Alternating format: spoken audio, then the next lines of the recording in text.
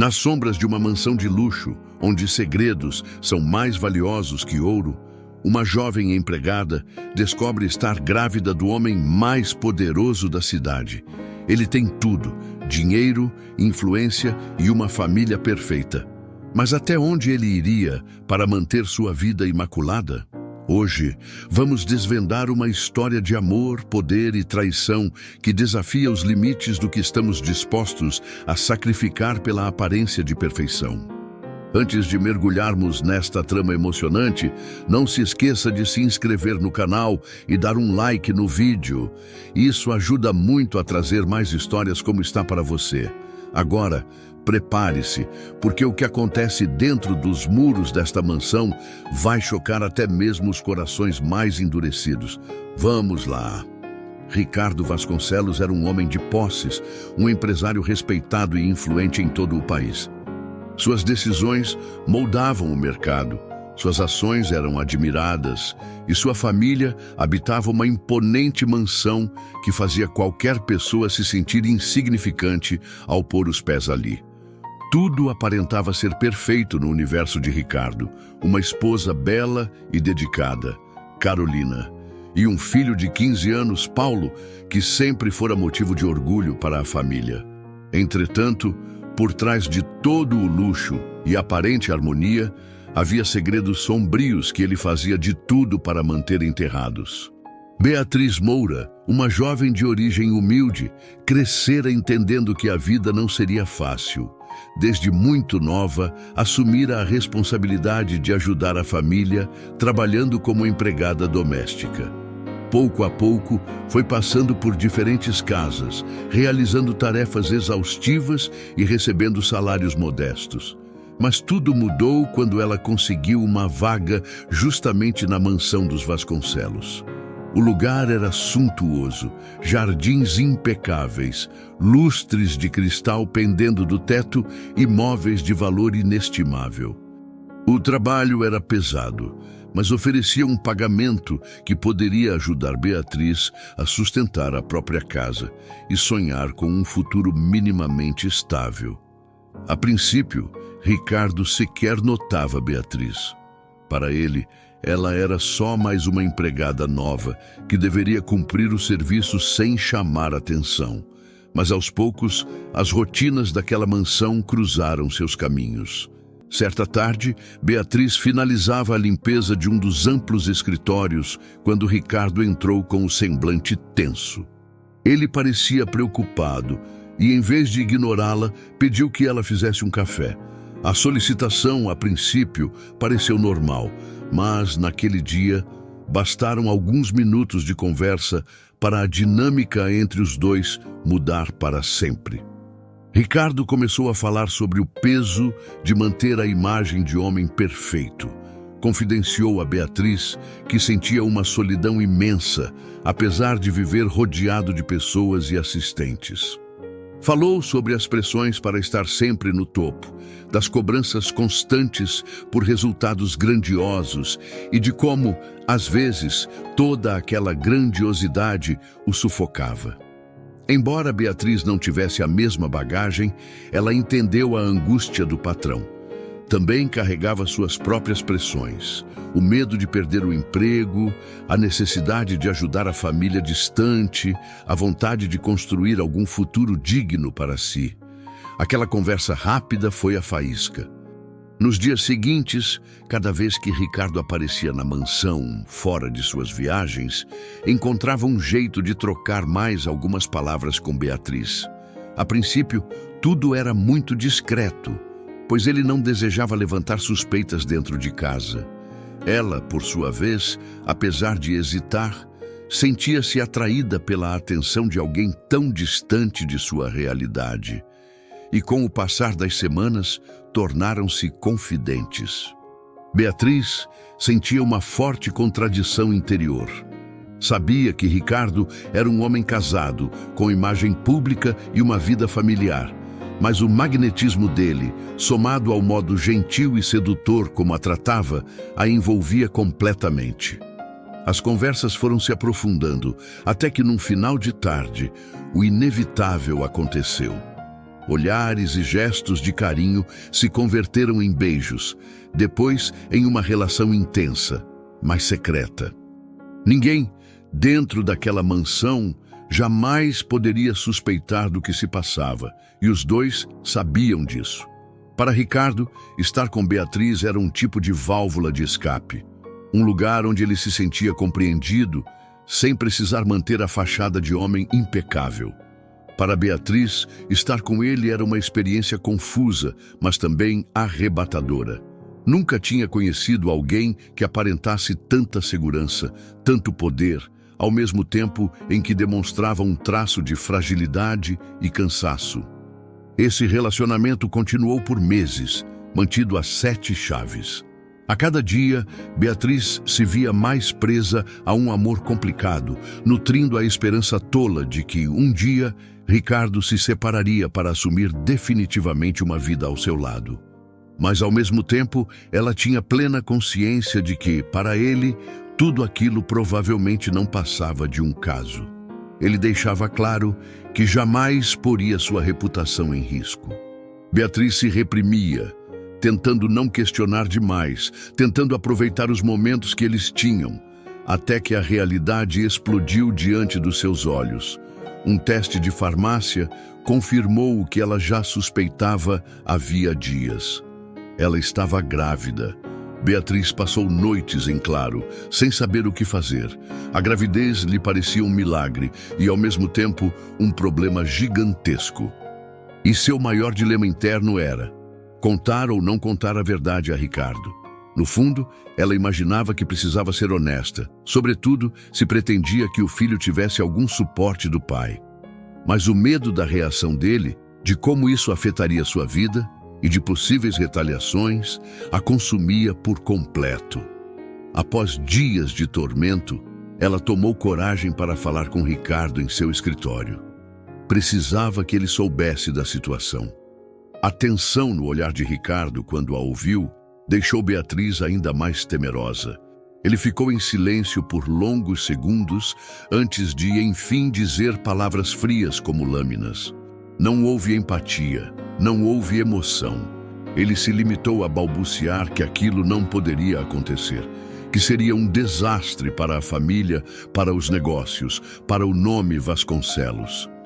Aquela criança, aos olhos dele, era um risco incalculável e não um filho a ser amado. E, em uma frieza insuportável, ele ofereceu dinheiro a Beatriz para que ela deixasse a cidade, sumisse e nunca mais o procurasse. A recusa de Beatriz foi imediata, ainda que sua voz estivesse tomada de tremores. Ela não era nenhuma oportunista querendo arrancar dinheiro. Seu desejo, no mínimo, era que Ricardo reconhecesse a criança, que fosse um pai, se não para ela, ao menos para o bebê. Mas, quando percebeu que Beatriz não aceitaria simplesmente desaparecer, Ricardo se irritou. Ordenou que ela juntasse seus pertences e saísse da mansão naquele mesmo dia. Como se não bastasse, deixou-a com uma ameaça. Se ela contasse a alguém o que se passara, ele usaria toda a sua influência para fazê-la se arrepender pelo resto da vida. Beatriz deixou o local com a alma destruída.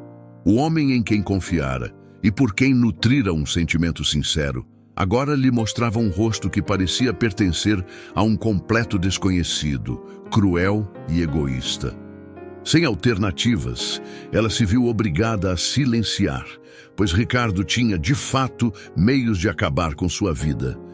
Porém, não podia negar a realidade que crescia em seu ventre. Estava, então, sozinha, sem emprego e esperando um filho que o pai já declarara não querer. A vida de Beatriz transformou-se. Alugou um quartinho humilde na periferia, que estava longe do luxo a que se acostumara enquanto trabalhava na mansão dos Vasconcelos. Sem outra opção, passou a procurar empregos informais e conseguiu alguns serviços de faxina em escritórios menores.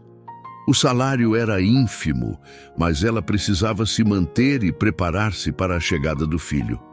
Aos poucos, viu sua rede de apoio formar-se por vizinhas solidárias, também mulheres batalhadoras que entendiam as angústias de uma mãe solteira. O tempo passou e Gabriel nasceu em um dia de sol forte, como se quisesse trazer luz à escuridão que pairava sobre a vida de Beatriz. Ao olhar para aquele bebê tão frágil, ela experimentou uma mistura de amor incondicional e tristeza.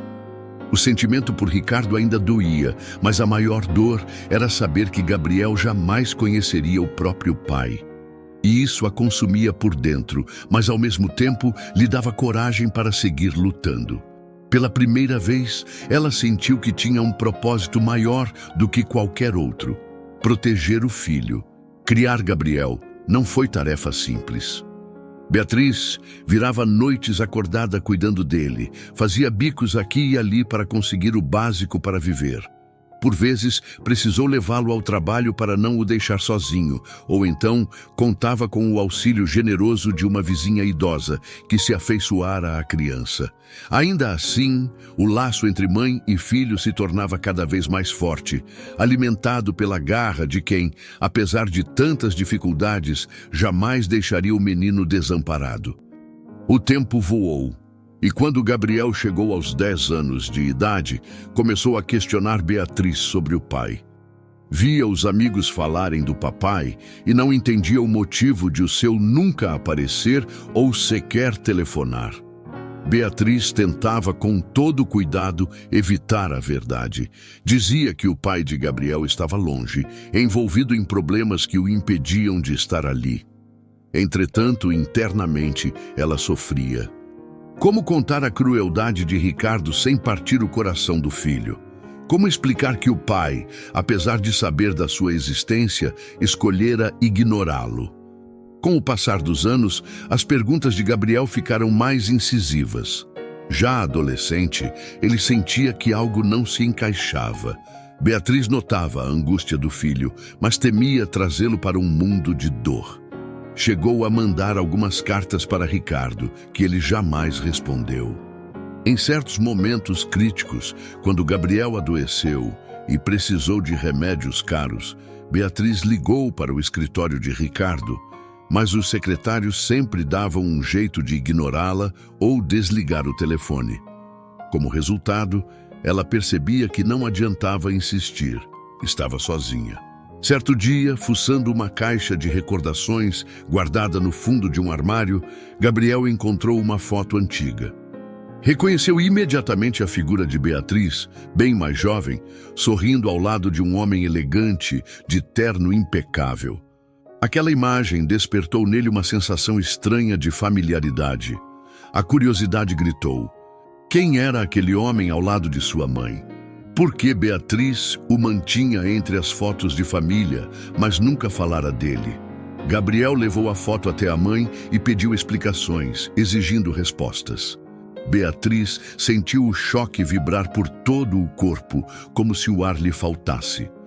O rosto daquele homem, com quem ela um dia acreditou viver um grande amor, estava ali, estampado sem piedade. Sem ter para onde fugir, ela contou toda a verdade a Gabriel. Que aquele homem se chamava Ricardo Vasconcelos, que era um empresário muito influente, que a expulsara da casa dele assim que soube da gravidez e nunca assumira o próprio filho. Revelou também as ameaças e a frieza indescritível com que fora tratada. Gabriel ouviu tudo de maneira estoica, mas por dentro o turbilhão de sentimentos o devastava.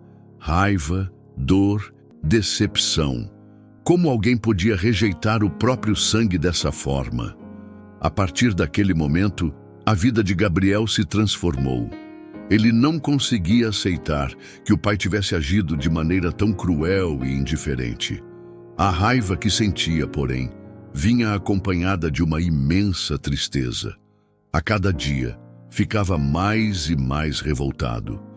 E Beatriz sofria ao vê-lo assim, temendo que aquela revolta o consumisse. Tentou acalmá-lo, dizendo que às vezes era melhor deixar o passado lá atrás. Mas Gabriel não aceitava. Era como se ele enxergasse aquilo tudo como uma profunda injustiça que não podia continuar impune. Depois de uma discussão marcante, Gabriel encarou a mãe com firmeza e declarou que levaria o caso à justiça.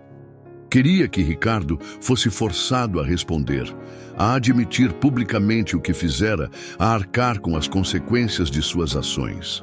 Beatriz sentiu medo, pois sabia do poder de Ricardo. Ele tinha conexões, advogados, dinheiro para manipular qualquer situação. Mas, diante do olhar decidido do filho, compreendeu que não havia mais como esconder ou fugir do problema.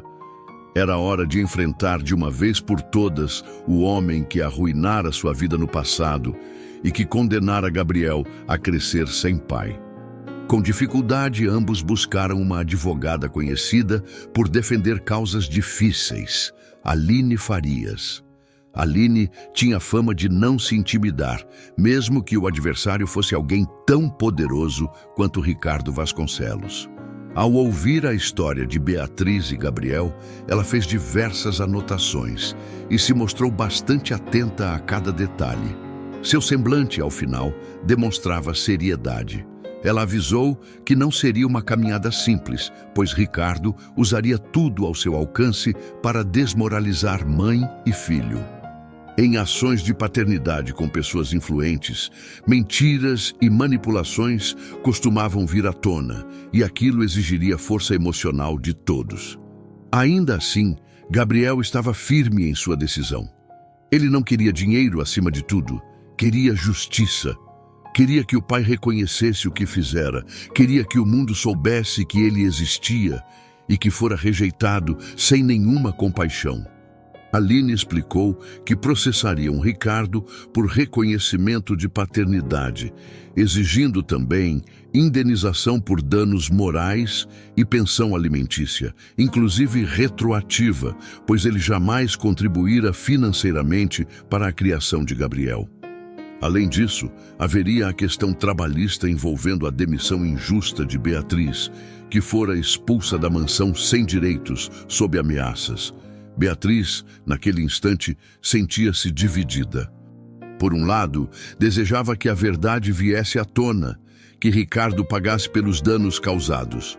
Por outro, o medo de uma vingança pairava como um fantasma, já que ela conhecia bem a capacidade dele de destruir reputações e vidas. Contudo, ao ver a determinação no rosto do filho, algo se acendeu em seu interior. Era hora de enfrentar o passado, por mais doloroso que isso fosse. Quando o processo começou, Aline avisou que precisavam estar preparados para uma guerra. Ricardo, assim que recebeu a notificação, não demorou a tomar suas próprias providências.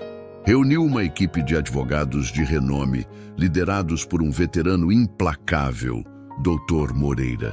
A estratégia de defesa era clara: negar tudo, pintar Beatriz como uma oportunista que somente queria arrancar dinheiro. Para reforçar essa ideia, tentariam mostrar que durante todos aqueles anos ela nunca se manifestara oficialmente, sugerindo que só aparecera agora por interesse. O dia em que as duas partes se encontraram no tribunal foi carregado de tensão. De um lado, Beatriz e Gabriel, acompanhados de Aline. Do outro, Ricardo, com sua postura altiva e um séquito de advogados de terno impecável. Ele sequer olhou para Beatriz ou Gabriel. Para Ricardo, tudo aquilo não passava de um aborrecimento, uma mancha que precisava ser removida de seu nome.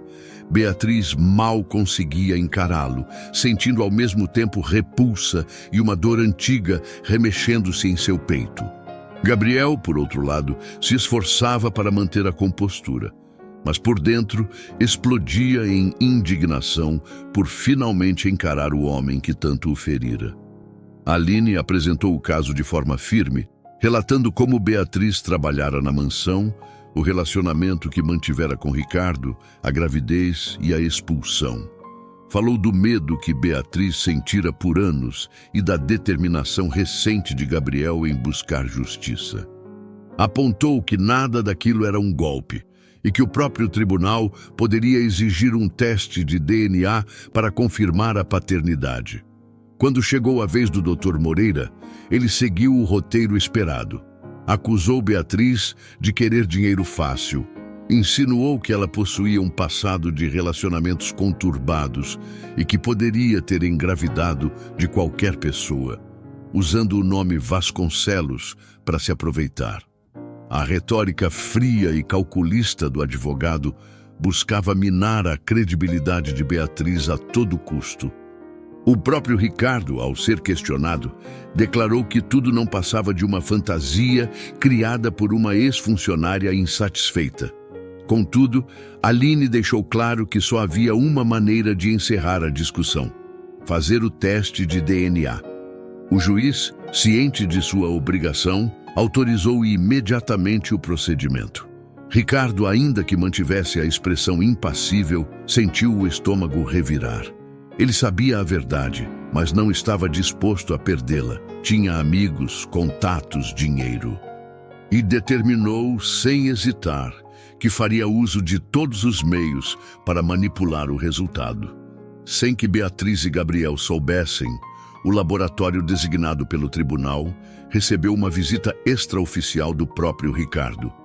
Ele subornou o médico responsável, Dr. Adriano Silveira, para assegurar-se de que o resultado fosse inconclusivo ou, preferencialmente, que apontasse que Ricardo não era o pai de Gabriel.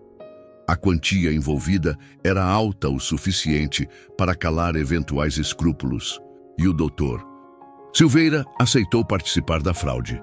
Era um profissional que, no passado, já fora citado em rumores de manipulações e laudos questionáveis em favor de clientes abastados, mas nada nunca fora comprovado.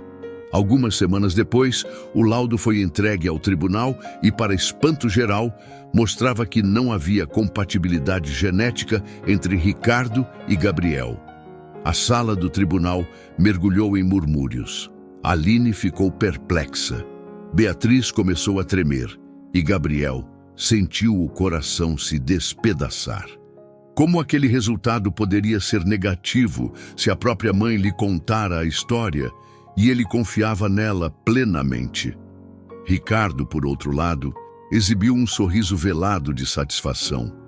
Seu advogado, Dr. Moreira, levantou-se com uma postura vitoriosa, acusando Beatriz de espalhar mentiras por interesse financeiro. Disse que a farsa estava exposta e que o exame confirmava a inocência de seu cliente. O juiz, diante do resultado, não pôde fazer outra coisa senão acatar que, naquele momento, não havia evidências suficientes para prosseguir com a acusação contra Ricardo. A humilhação foi devastadora para Beatriz e Gabriel. A imprensa, que acompanhava o caso, caiu em cima. Manchetes surgiram pintando Beatriz como uma mulher dissimulada que teria tentado extorquir um empresário renomado. A imagem pública deles ficou em frangalhos, e tudo isso doía mais do que eles poderiam expressar. Apesar do golpe que sofrera, Aline não se deu por vencida. Advogada experiente, ela percebeu a atitude de Ricardo no tribunal. Um excesso de confiança que não se encaixava com a gravidade das acusações. Começou então a investigar, desconfiada de que algo estivesse fora do lugar. Mergulhou em pesquisas sobre exames de paternidade e laboratórios, revisou documentos, conversou com antigos funcionários do local onde o teste fora realizado e buscou qualquer detalhe que pudesse ser usado como evidência de fraude. O primeiro indício veio quando Aline descobriu que o Dr. Silveira, responsável pelo exame, já havia sido citado anos antes em um inquérito arquivado, sob suspeita de manipular resultados para clientes de alta renda. Nada fora provado na época, mas aquilo já era o bastante para acender o alerta. A advogada então decidiu procurar ex-colegas do médico, técnicos de laboratório e até enfermeiras aposentadas, tentando reconstruir os passos de Silveira em casos passados. Foi difícil, mas ela encontrou uma assistente que trabalhara no dia em que as amostras de Gabriel e Ricardo foram colhidas. A profissional relatou que, naquela data, Silveira estava nervoso, mais atento ao celular do que ao procedimento. Estranhamente, ele fechou-se sozinho no laboratório por alguns minutos, pedindo que ninguém o interrompesse. Esse relato, por si só, não era prova de crime, mas levantava suspeitas consistentes.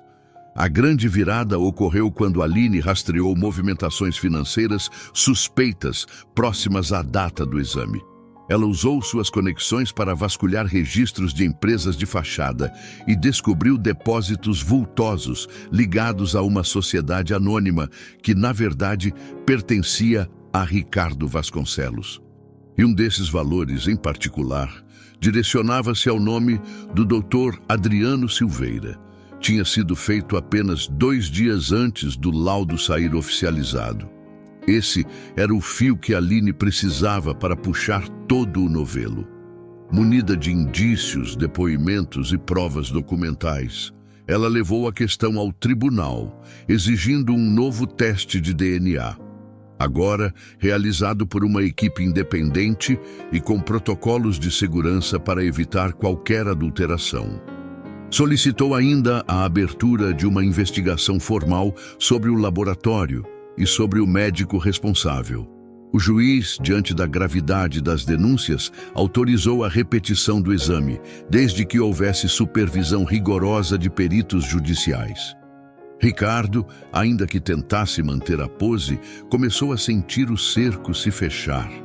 Durante anos, ele vencera pelo poder econômico e pela reputação inatingível, mas agora as circunstâncias estavam diferentes.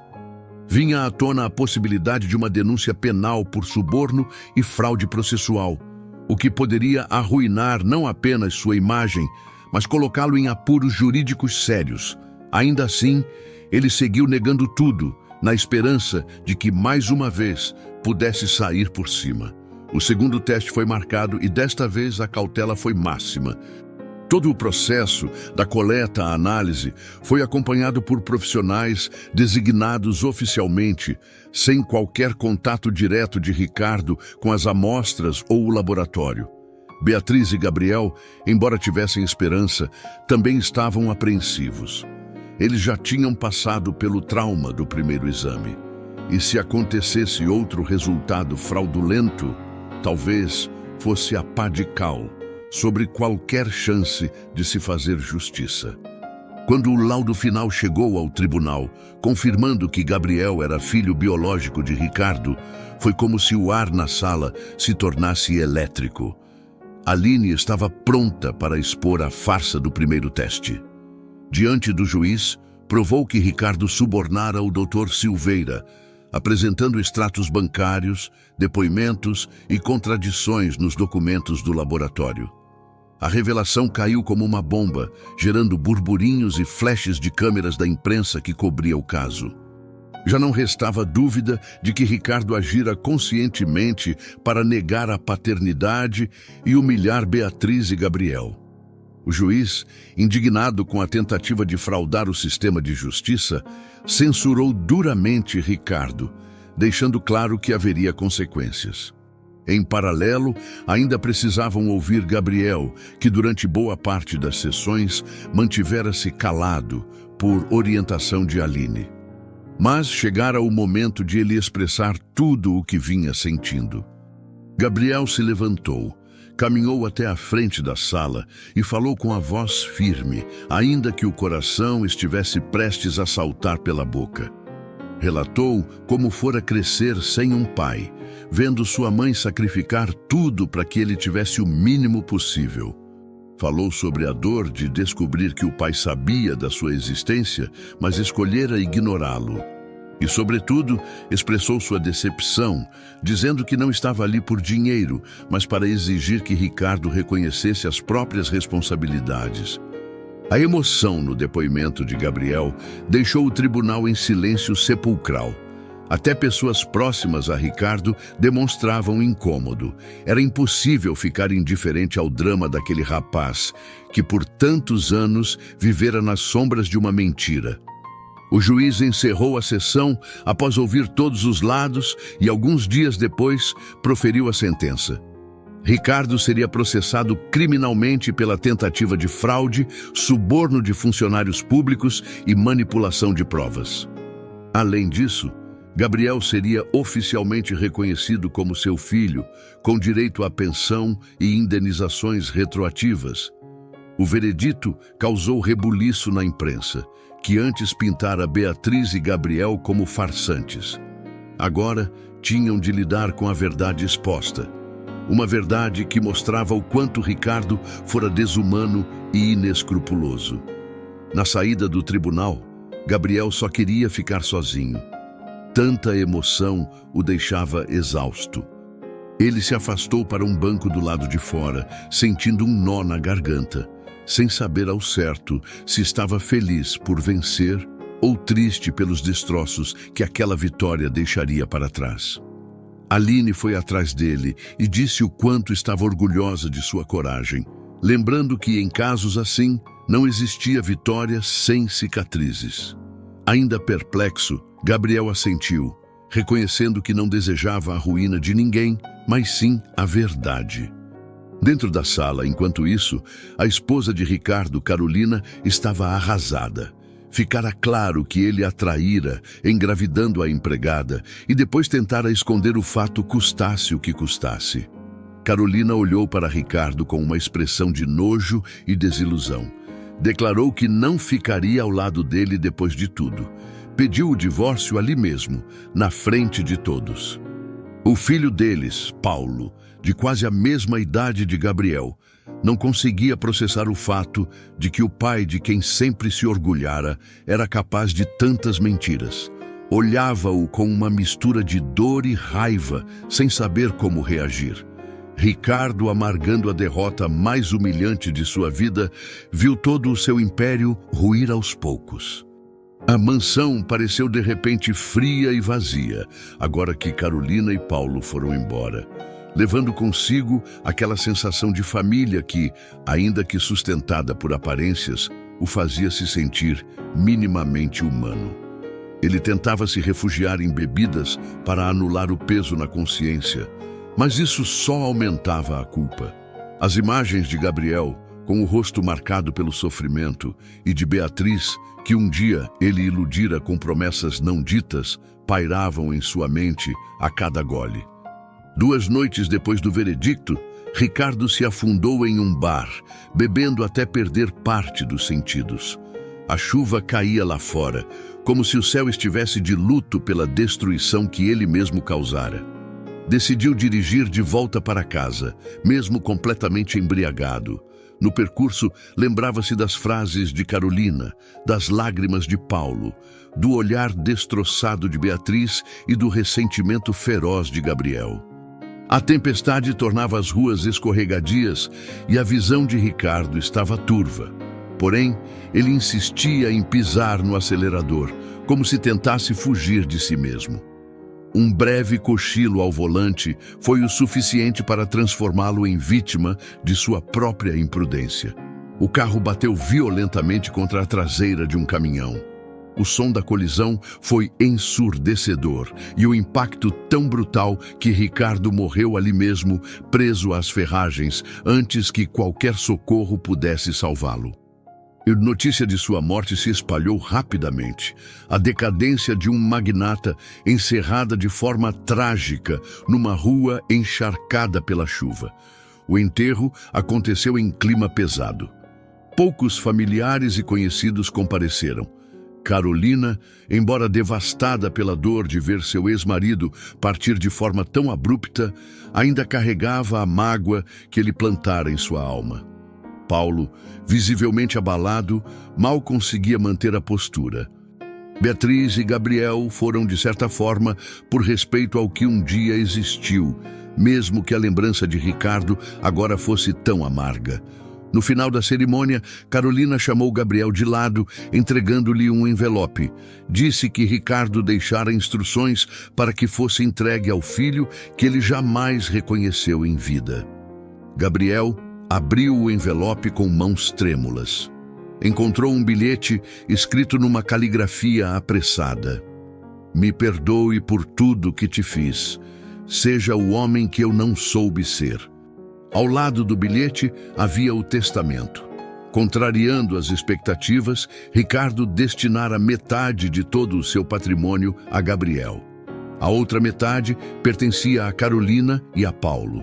Ninguém sabia dizer se era um ato final de redenção ou apenas uma tentativa de limpar a própria consciência. De todo modo, aquele gesto mexeu profundamente com Gabriel. Ele olhou para Beatriz, que estava ao seu lado, os olhos marejados. A mãe o abraçou forte, transmitindo uma mensagem silenciosa de que tudo ficaria bem, de que eles sobreviveriam a essa maré de acontecimentos absurdos. Gabriel não sabia se sentia pena, ódio ou alívio. Tinha em suas mãos o legado de um homem que arruinara tantas vidas. Haveria uma forma de transformar aquilo em algo bom? Os anos passaram. Uma década depois, Gabriel se tornara um adulto de 25 anos, enquanto Paulo, aos 26, assumia parte das empresas que outrora pertenciam ao pai.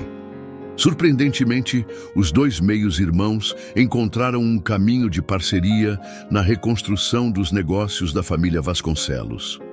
Paulo, formado em administração e finanças, era metódico e estrategista, enquanto Gabriel, que cursara tecnologia, tinha ideias inovadoras para modernizar a companhia, deixando-a mais transparente e sustentável.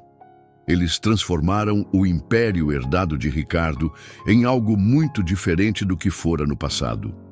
Com foco em responsabilidade social e honestidade, os negócios prosperavam sem as manobras sujas que outrora marcaram o nome Vasconcelos. Juntos, implementaram programas de apoio a jovens de baixa renda, investiram em tecnologia limpa e cultivaram valores éticos para cada setor da organização. Era como se, de certa forma, eles quisessem reparar as marcas negativas deixadas pelas atitudes do pai. Beatriz, por sua vez, seguiu a vida ao lado do filho.